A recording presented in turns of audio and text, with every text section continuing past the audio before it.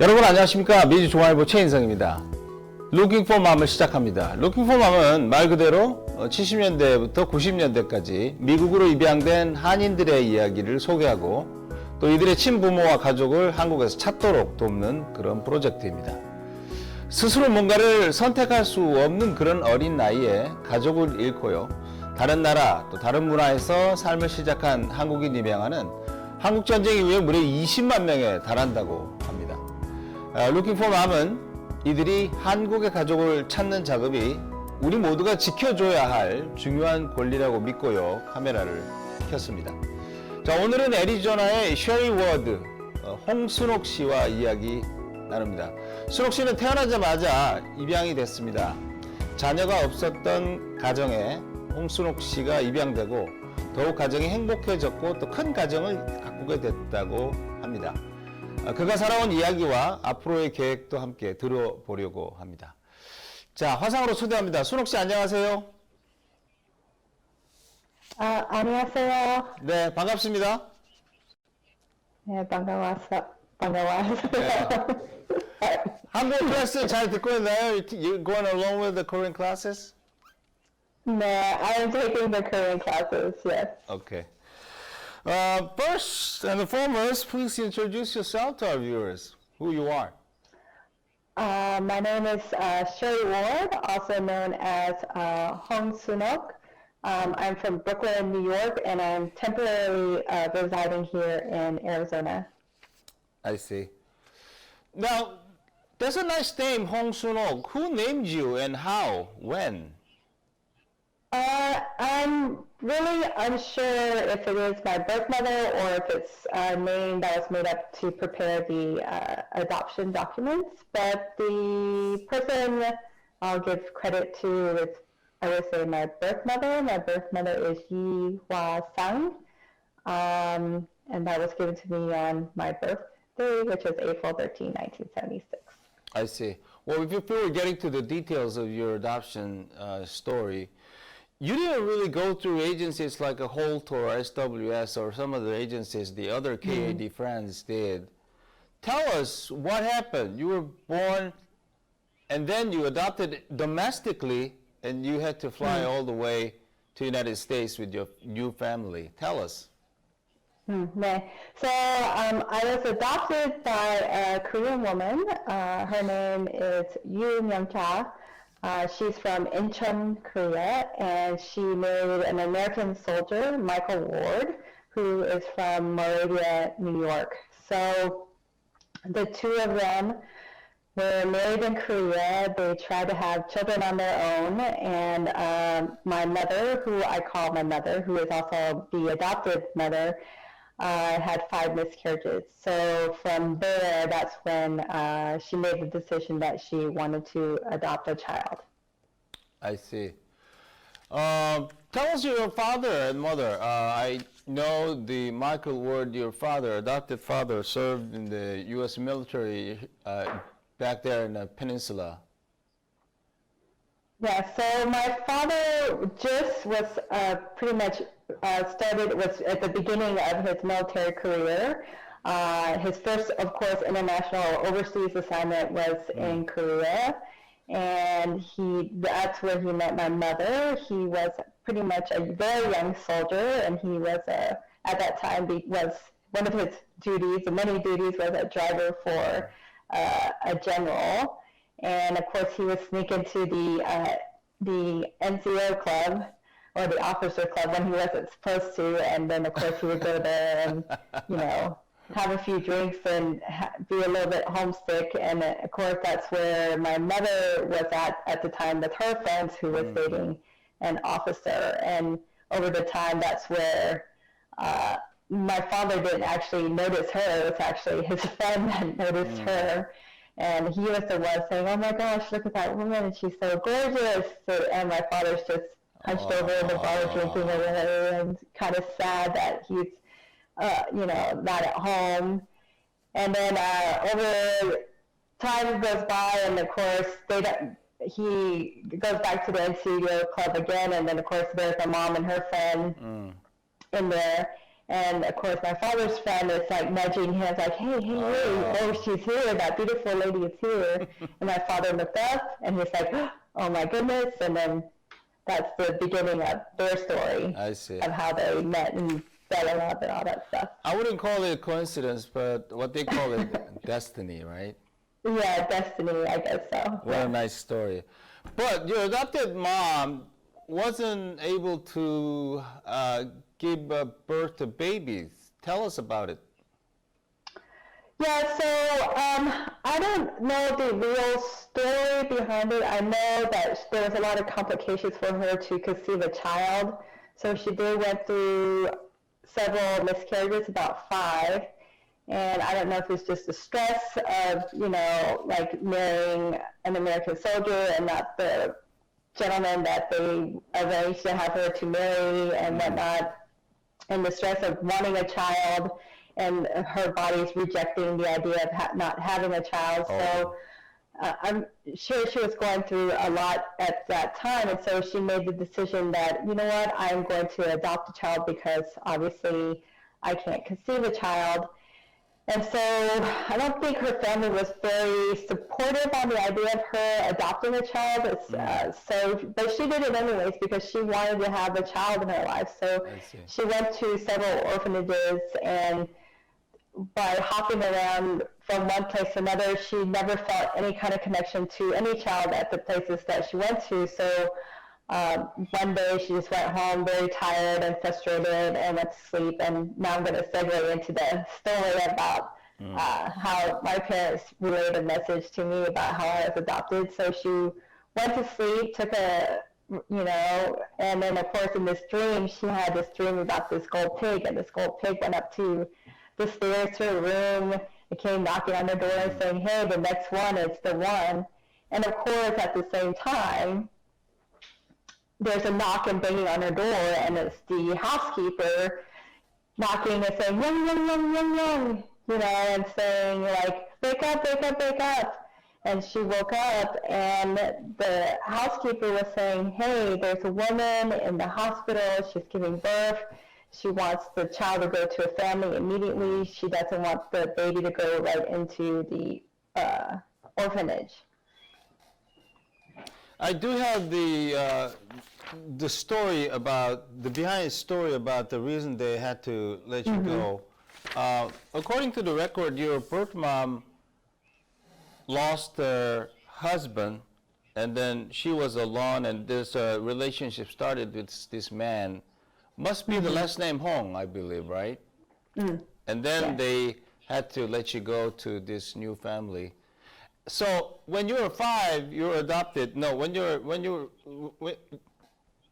As soon as I was born. Right after you were born, you were adopted, and you still stayed there in Korea for 5 years, right?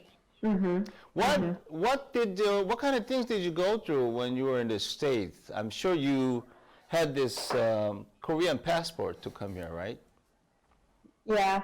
I don't recall anything. I just know what my parents told me. I think they just, I mean, for some reason, my gut instinct is telling me that I feel like maybe my birth mother was seeing me how I was raised from a distance, but I know from what I've heard from different perspectives, mainly from my father. I didn't hear this from my mother, but my father told me that as soon as all the documents were processed, that it was kind of like, I don't want to say like a restraining order, but it was kind of like while they were still in Korea, like you can't be in close proximity of the child. I see. So that's the only information that I know about that since the minute I was born and up to the age of 5. But there has been any stories about any communications or contact with the birth mother during that time frame. But I have a feeling that maybe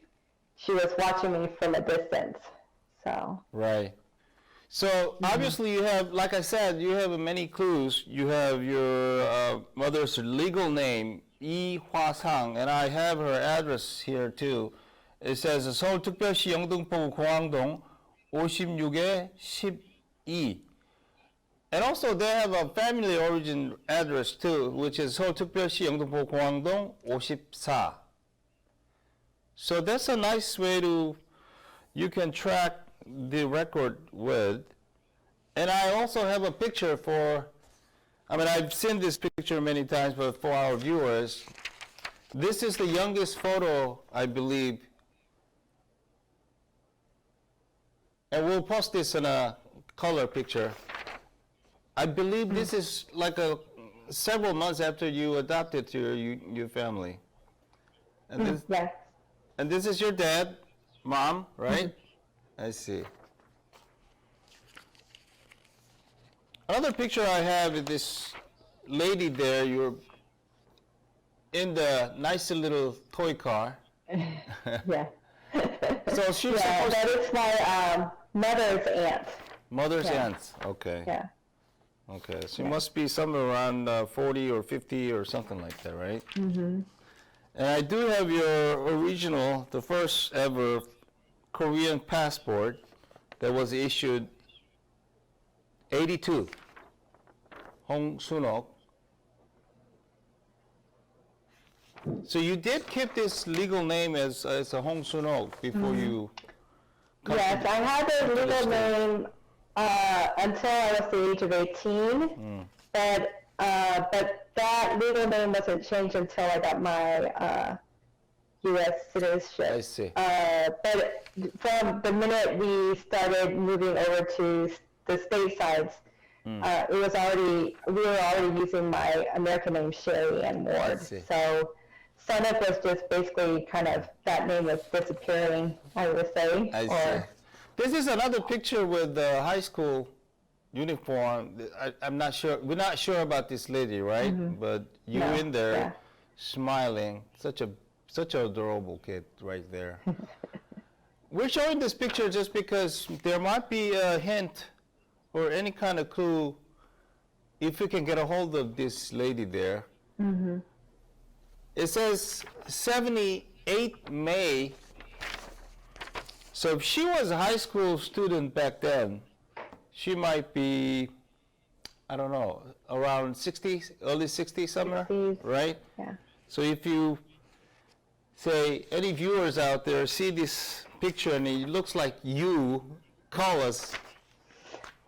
And also this picture with the brother and another sister, probably neighborhood that you guys play with this in this playground. I think they're Yeah, cousins. I'm not sure. Really? Okay. There, but it has to be family related on my adopted mother's side. You adopted mother's side families, cousins, right? Okay.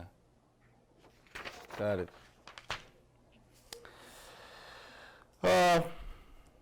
Now, I understand that you are planning to go back for the first time.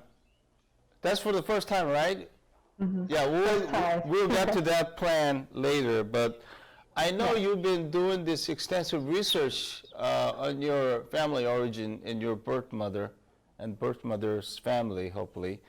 What have you got so far? So far, what I found is that pretty much the letter saying the reasoning why she put me up for adoption. The other things I found so far is that I did find a hospital ID card of some Oh, you sort. did? Okay. And that hospital is named Severance Hospital. Okay. I think that's in Seoul. Yes. So right now, I don't know as of yet whether that's the hospital I was born in, or whether it was just the hospital where I was getting the medical checkups and updates I see. since I was born. So that's the only things that I found so far. What about the trace of the your birth mom's name and address? Have you done any? Have you dug out anything out of that? I've tried to do as much research here stateside, and the only thing I found on what Google will allow me, or the Google Maps will allow me, is that it shows the address is like near the airport, I think Gimpo Airport, but it doesn't show any other additional details or not, so that's one motivating factor why I want to go to Korea, to actually, maybe if I can do the research on foot, I can get more leads. on my search. So that's the only thing I found. And of course, I randomly Googled Yi Hwa-sang's name, and it ended up being a Korean national poet who basically who helped out during the resistance of Japan, which I thought it was really neat. But I was just like, the birth dates were off, so there's probably no DNA relations to it. But it would be great if it was a DNA connection to that. I'll get to that part later. Group of local high school students organized this Looking for Mom supporter group, and obviously one of the students came up with a nice video clip to support you, to encourage you, and also to encourage this project. And this is about 2.5 minutes video. Are you ready to watch this? Yes. We'll play this. Hi Sherry, my name is Candice and I'm a part of the Youth LFM project. I recently read your adoption story and it was just so genuinely inspiring to me. After reading about the sentiments that you hope to tell your mother one day, I was honestly brought to tears. You've been able to overcome so many obstacles, and the way you've been able to persevere despite the adversity that you've experienced is so captivating. I hope that I can be as strong-willed as you someday. So for my video, to you, I'm going to be making art of something that you're interested in. In this case, I found out that you have an interest in movies that kind of surround the concept of an underdog.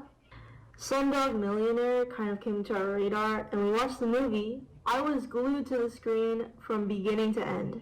So when I heard that you liked the movie yourself, I was elated because I liked the movie.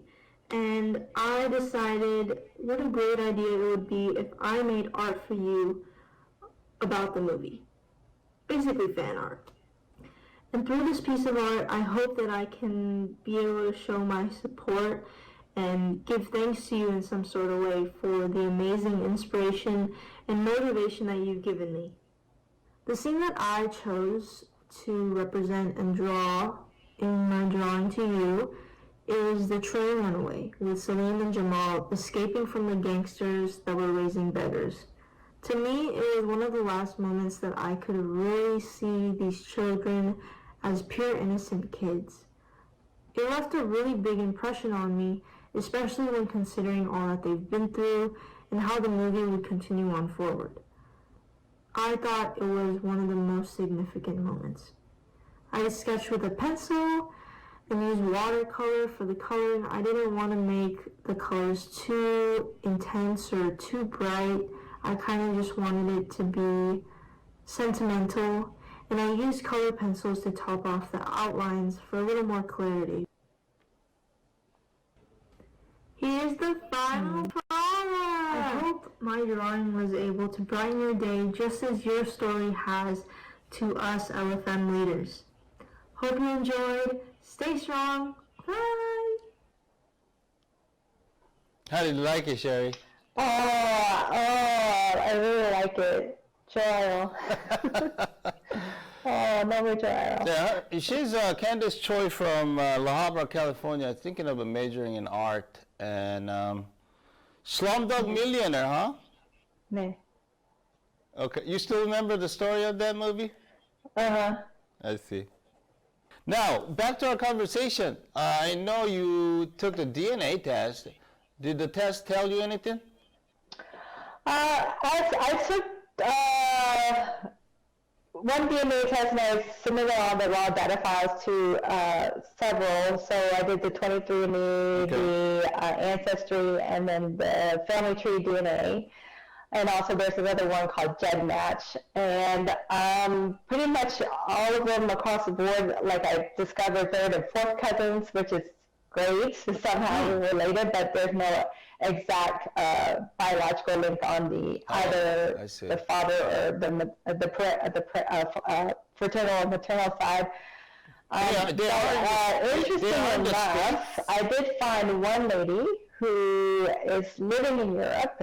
She could be a possible second, third, or fourth cousin, but we are an exact chromosomal match, which is great. I still am doing research. I don't know much about these DNA segment links or whatnot, see. but I reached out to her thinking like maybe if there's if there's a possibility, if we are second cousins, then maybe that would help with the DNA findings of that. But in return, she was quite lovely. She's also a fellow Korean adoptee, just like me. And she managed to find her birth parents last year. Really? Yeah, which is really a huge inspiration. Yet she's younger. She was born in 86. Okay. But we're somehow related I see. chromosomally, so which is a great lead right there in itself. So. I see. Wow. The possible cousins that you found in the States, were you able to reach them? Some, but not so much in the States. They're all in the States, but they're all third and fourth cousins. So some are fifth. So but there was no chromosomal match. I see. Got it. Yeah. Now you're telling me you plan to go back to Korea for the first time, and I don't think it's a short period of trip there. Tell us about your plan. I think it's like a year-long plan. Yeah, so I do plan to live and work in Korea as a English as a second language instructor. So hopefully when I get all the clearance with the visas and whatnot, I do plan to live there for a year or two. I know, like I've talked to other fellow adoptees, you know, a lot of them went on trips and they would go back and forth. And so my general mindset is I just go all in. And so it's going to be an interesting adventure to take it all in all at once because I haven't been there since the age of 5. And of course, because I didn't make trips before to make the comparison of the whole growth and change of Korea. So this is going to be my first, impression of Korea. And so I'm pretty excited about just to reconnect with the culture, reconnect with my roots as a Korean. And of course, to really dig a little bit deeper into my birth search. If I'm physically there, I feel like I can only do so much here, and I know technology is great and helpful, but I just feel like personally, if I'm there physically, I feel like I can at least find something. If I don't find anything, at least I find more leads, and of course, that's part of the main reasons why I want to go and live and work there for a year. I'm sure you're expecting your visa in a couple of months, and have you the school that you're going to be teaching at? Has it been decided? Tell us if it is decided. Right now, it's been basically my position has been delayed, so it's more about getting the clearance on the visa, and so hopefully once that's cleared, then I can be reassigned to another school. Okay, we will name that school right below this video in the YouTube channel. Okay. Now you go back, stay there another year or two. And hopefully and certainly that you will see your birth mom or the birth family. Say you're right in front of your birth mom. I mean, this is kind of hypothetical, but are you ready to tell her something? If you are, what are you going to tell her? Oh, there's a lot. Take your time. Like, 어머니 보고 싶어요. You are now, I think, 86, which means I'm getting old. Hopefully, or hope not, or if you are in heaven, I hope you can guide me by connecting me with any family that are living, to give me at least a picture of you. But I hoping you're alive and you're staying healthy, so that way I can see you. 건강했어요.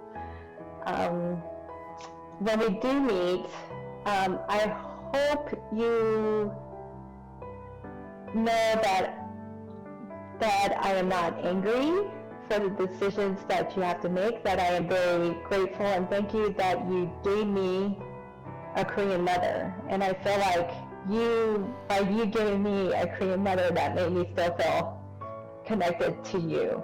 And I want you to know that I'm staying open, I'm staying positive, and I want you to know that I'm very understanding to listen to your story as well as you to listen to mine. With all love and kindness. Your daughter, Hong Sunuk.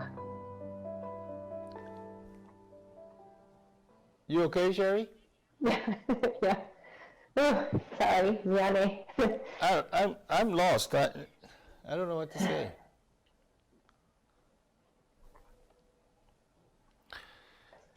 So I just want her to know that, it's,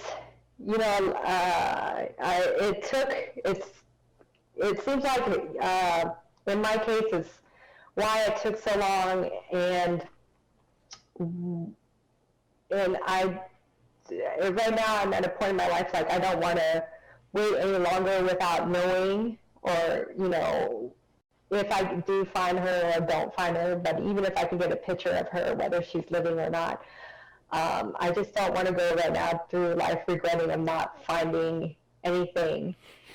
And I just want to continue finding, any answers to help me to continue to identify myself as Korean, to identify myself as a daughter to a Korean woman, as well as being loved by an adopted mother who is also Korean. So just to help put all the pieces together.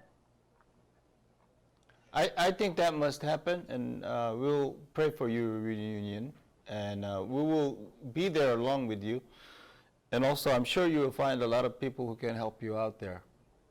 Yeah. Thanks for your time, Sherry. We'll keep in touch. Thank you. 감사합니다. 셔리 워드 홍순옥 씨는 한국에서 미국인 가정에 입양이 됐고요. 곧 미국으로 5살 나이에 입양이 된 비교적 좀 독특한 경우입니다. 핵심은 한국 내에 있었던 병원과 입양을 주선해 준 도우미 일을 해주신 분입니다. 당시 인근에 사셨거나 홍순옥 씨가 태어났던 병원에 관련된 분들이 이 영상을 보신다면 반드시 도움을 주시면 좋겠습니다. 특히 순옥 씨는 한국의 전남 지역의 한 학교에서 학생들을 곧 가르칠 예정이라고 하니까요. 그쪽 지역에서 이 비디오와 영상을 보시는 분들이 계신다면 함께 응원해 주시고 또 격려해 주시면 좋겠습니다. 진행이 끝부분에 좀 여의치 않았는데요. 왜 그런지는 여러분도 더 잘 아실 것 같고 양해 말씀 드립니다. Looking for Mom은 경동 나비엔 미국 법인이 후원해 주셨습니다. 다시 한번 감사 말씀 드리고요. 진행을 해왔던 저는 메이주 중앙일보 최인성이었습니다. 저희는 다음 인터뷰에서 또 다른 모습으로 다시 만나겠습니다. 여러분 고맙습니다.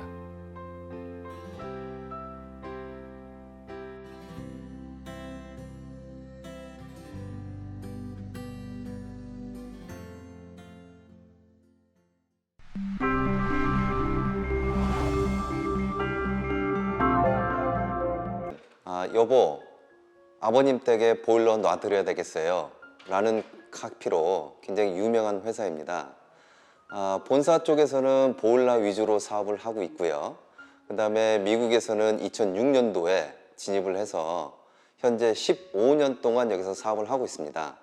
현재 판매되고 있는 제품은 콘덴싱 온수기 그리고 콘덴싱 보일러 위주로 사업을 진행을 하고 있습니다. 소비자가 원하는 시간에 바로 온수를 공급할 수 있는 친환경 제품입니다.